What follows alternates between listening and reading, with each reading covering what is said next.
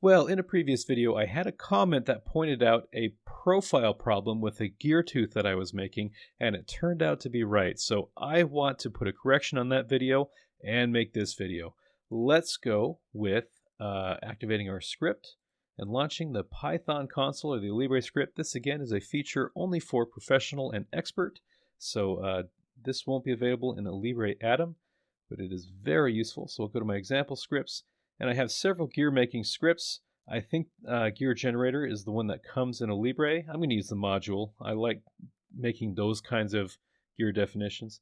So we've got 20 teeth. I'll give this a module of 5 and leave everything else the same. And we've generated a gear, but of course we want it to be helical. So let me delete this gear profile here. And from here, let's edit the sketch. And this is where I started to go wrong in the last video. So I'm going to say Control A and select everything.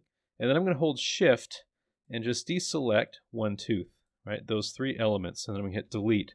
So I'm only left with that one tooth. And I'll head over to my 2D sketch. We'll make an arc from here to here. And you can fully define this if you want to. I would probably use the lock constraint just because it's a good way to go with a kind of involute profile like this. So we have the sketch profile.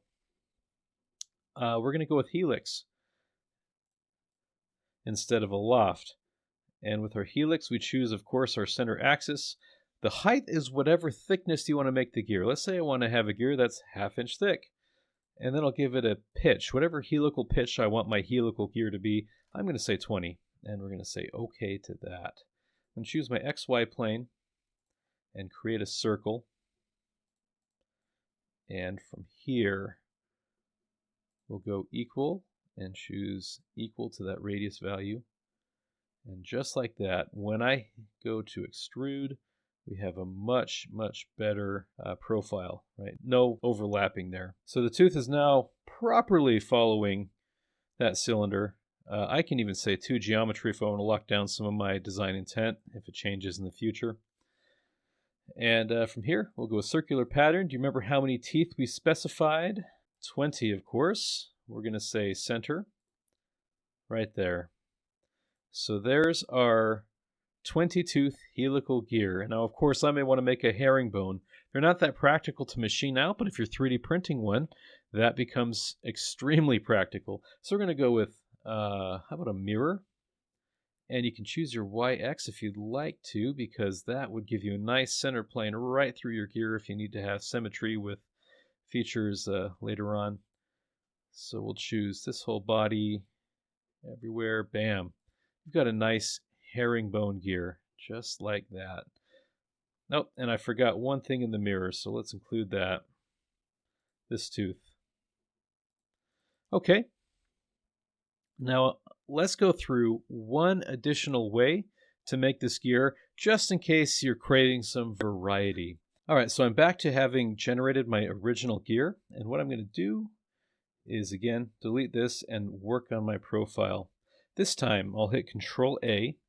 I'm going to hold Shift, and I'm going to select the gap between 2 teeth, and then one of the teeth here, just like that. I'm going to hit Delete, and now I'm going to take my line, just like that. And of course, I can lock it down again if I'd like. We do our 2 involute profiles. You can just lock down whatever isn't constrained there. So once we got a profile we're happy with, I can do my helix once again. I'll do the same thing, height of 0.5, a pitch of 20. Our axis here will be the center axis of our gear. And then we simply circular pattern. Now, depending on the gear, this might take longer to generate than other gears. So this method might be slower for rebuilding. But as you can tell, I think it looks very clean graphically. And there's only 2 features in the history tree to produce a helical gear. So we again can mirror everything across our XY plane and get a herringbone gear.